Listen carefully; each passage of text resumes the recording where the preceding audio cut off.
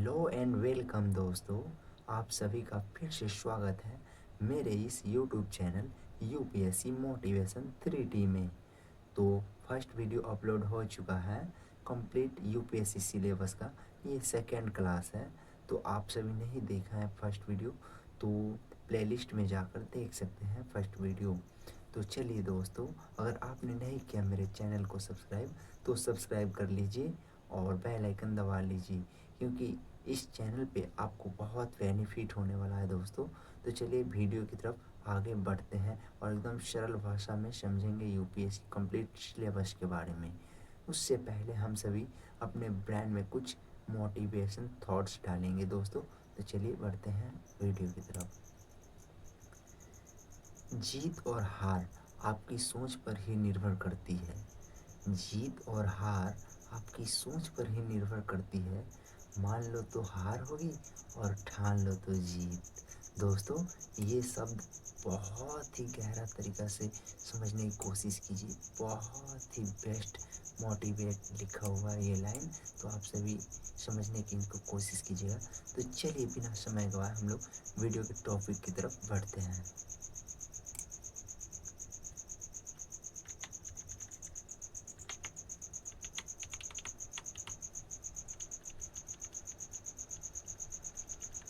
तो दोस्तों, उस वीडियो में हम सभी फर्स्ट चैप्टर के बारे में बात किए थे।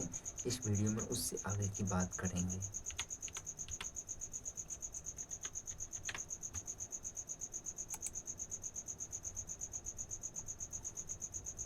तो चलिए स्टार्ट करते हैं और समझने की कोशिश कीजिएगा दोस्तों। संघ लोक, एक मिनट दोस्तों।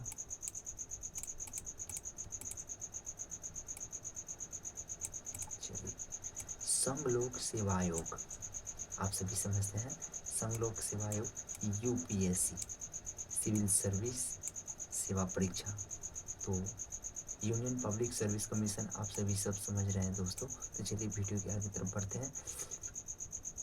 भारत के असाधारण राष्ट्रपति दिनांक 1 फरवरी 2023 को कार्मिक और प्रशिक्षण विभाग द्वारा प्रकाशित नियमों के अनुसार संघ लोक सेवा आयोग द्वारा निम्नलिखित पदों पर भर्ती के लिए प्रतियोगिता परीक्षा का आयोजन किया गया है। इसे सिविल सेवा परीक्षा नियमों 2023 के आधार पर तैयार किया गया है। इससे पिछले परीक्षा नियमों के बाद से वर्तमान नियमों और विनियमों में आए परिवर्तनों के बारे में संपूर्ण जागरूकता प्राप्त हो जाए। तो चलिए दोस्तों, इसमें कहना ये चाह रहे हैं ये कि सिविल सेवा परीक्षा में कितने पद निकाले जाते हैं, तो पद के बारे में बात किया जा रहा है। इसमें सिविल सेवा परीक्षा के पद के भर्तियों के बारे में बात किया जा रहा है। तो देखिए यहाँ पे क्या लिखा हुआ है।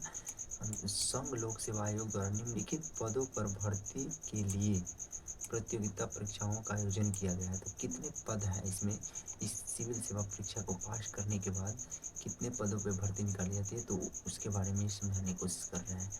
तो फर्स्ट है भारतीय प्रशासनिक सेवा, सेकंड भारतीय विदेश सेवा, थर्ड भारतीय पुलिस सेवा, फोर्थ भारतीय लेखा परीक्षा और लेखा सेवा ग्रुप का, भारतीय सिविल सेवा लेखा ग्रुप का, भारतीय कॉर्पोरेट विधि सेवा, भारतीय रक्षा लेख सेवा, भारतीय रक्षा संपदा सेवा, भारतीय सूचना सेवा, भारतीय डाक सेवा, भारतीय डाक एवं तार लेखा और वित्त सेवा ग्रुप का, भारतीय रेलवे सुरक्षा बल सेवा ग्रुप का, भारतीय राजस्व सेवा सीमा शुल्क और अप्रत्यक्ष ग्रुप का, भारतीय राजस्व सेवा, भारतीय व्यापार सेवा ग्रुप का, भारतीय रेल प्रबंध सेवा, सशस्त्र सेना मुख्यालय सिविल सेवा ग्रुप का, दिल्ली अंडमान एवं निकोबार द्वीप समूह, लक्षद्वीप, दमन और दीव दादर नगर हवेली सिविल सेवा, दिल्ली अंडमान एवं निकोबार द्वीप समूह, लक्षद्वीप, दमन दीव और दादर व नगर हवेली पुलिस सेवा, पंडिचेरी सिविल सेवा, पंडिक्स ग्रुप का, पंडिचेरी पुलिस सेवा। इतने पदों में भर्ती निकाली जाती है दोस्तों। तो आप सभी देख ही लिए होंगे। इस पे पूरे डिटेल में वीडियो हम आगे बनाएंगे, बट इसके बारे में पूरा एक्सप्लेन करेंगे कि भारतीय प्रशासनिक सेवा क्या होती है, भारतीय विदेश सेवा क्या होती है और भारतीय पुलिस सेवा क्या है, इस पर हम फुल डिटेल वीडियो आगे बनाएंगे दोस्तों। सिर्फ इसमें मोटा मोटी समझने की कोशिश कर रहे हैं कितने पदों पर भर्ती निकाली जाती है। तो चलिए आगे बढ़ते हैं।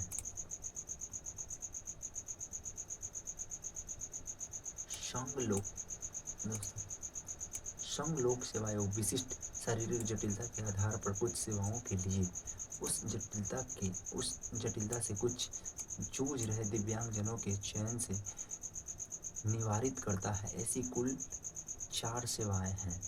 देखिए क्या कहने की कोशिश कर रहे हैं। कह रहे हैं संघ लोक सेवा एवं विशिष्ट शारीरिक जटिलता, जो दिव्यांगजन हैं उनके लिए बोल रहे हैं।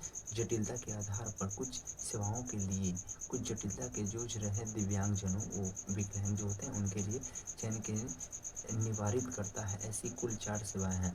भारतीय पुलिस सेवा एक, फर्स्ट रेलवे सुरक्षा बल में ग्रुप क के सहायक सुरक्षा आयुक्त के पद, और थर्ड दिल्ली अंडमान निकोबार द्वीप समूह, लक्षद्वीप, दमन एवं दीव और दादर व नगर हवेली पुलिस सेवा ग्रुप ख, और फोर्थ पांडिचेरी पुलिस सेवा। ये 4 जो ऐसा पद है दोस्तों जो दिव्यांगजनों के चयनित के लिए आसान करने के लिए ऐसा ये 4 पद दिए गए हैं। चलिए बढ़ते हैं आगे। तो यहाँ कह रहे हैं सिविल सेवा प्रारंभिक परीक्षा के लिए केंद्र।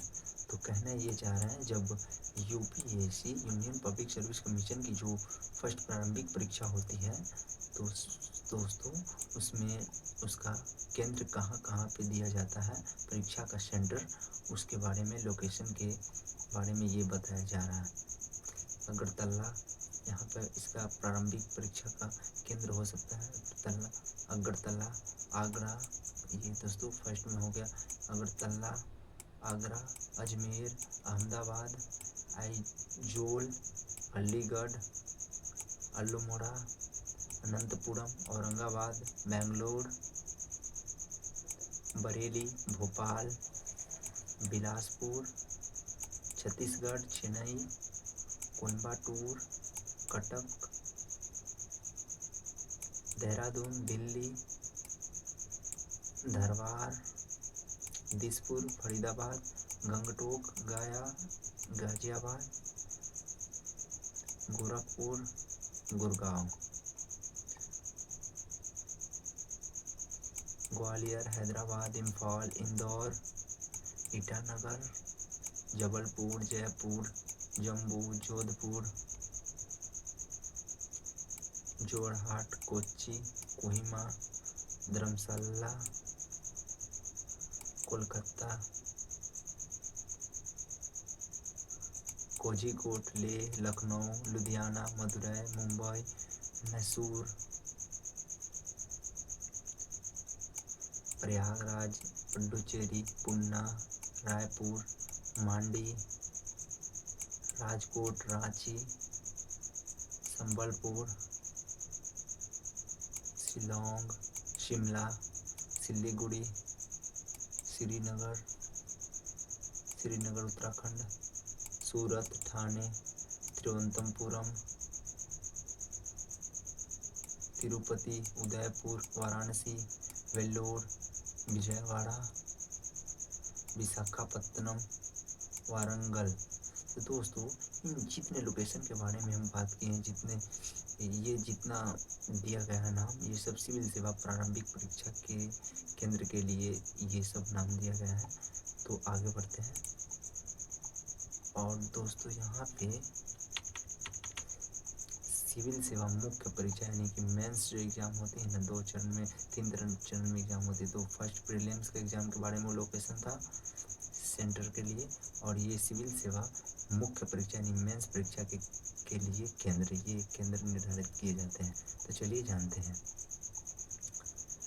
फर्स्ट हुआ अहमदाबाद, आइजोल, बेंगलुरु, भोपाल, चंडीगढ़, चेन्नई, कटक, देहरादून, दिल्ली, दिसपुर, हैदराबाद, जयपुर, जम्मू, कोलकाता, लखनऊ, मुंबई, प्रयागराज, रायपुर, रांची, शिलोंग, शिमला, तिरुवनंतपुरम, विजयवाड़ा, तो ये जितना नाम बोले दोस्तों, ये सभी नाम जितना बोले हैं सिविल सेवा मुख्य परीक्षा के लिए केंद्र यही निर्धारित किए जाते हैं। इसमें से आप अपने जहाँ से हैं, आप जहाँ से बिलोंग करते हैं, आप अपनी सुविधा के अनुसार अपना सेंटर केंद्र चूज कर सकते हैं। तो चलिए आगे देखते हैं क्या कह रहे हैं नोट। आयोग यदि चाहे तो परीक्षा के उपयुक्त यथा उल्लेखित केंद्रों तथा उसके प्रारंभ होने की तारीख में परिवर्तन कर सकता है। आवेदक यह नोट करे कि चेन्नई, दिसपुर, कोलकाता तथा नागपुर छोड़कर प्रत्येक केंद्र पर आवंटित होने वाले उम्मीदवारों की संख्या की अधिकतम सीमा सीलिंग निर्धारित होगी।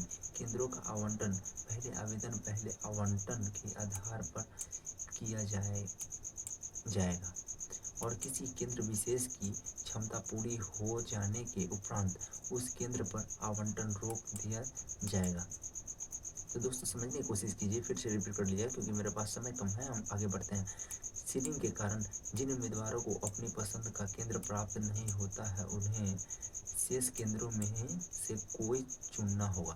कहना ये चाह रहे हैं कि अगर आपने जिस लोकेशन के लिए अप्लाई किया, अगर वो उस समय अवेलेबल नहीं हुआ, वो केंद्र आपको उस समय नहीं मिला, तो आपको एडजस्ट करना ही पड़ेगा, दूसरा लोकेशन पे जाकर एग्जाम को क्रैक करना ही पड़ेगा। अंततः आवेदकों को सलाह दी जाती है कि वे शीघ्र आवेदन करें ताकि उन्हें अपनी पसंद का केंद्र प्राप्त हो सके। आवेदक को ये कहा जाता है कि जो सिविल सेवा परीक्षा के एग्जाम देने के लिए रेडी होते हैं वो जल्द से जल्द अपना लोकेशन पे अपना केंद्र सेंटर के लिए जितने जल्दी फॉर्म अप्लाई करेंगे वो उनका मन पसंदीदा केंद्र प्राप्त हो सकता है।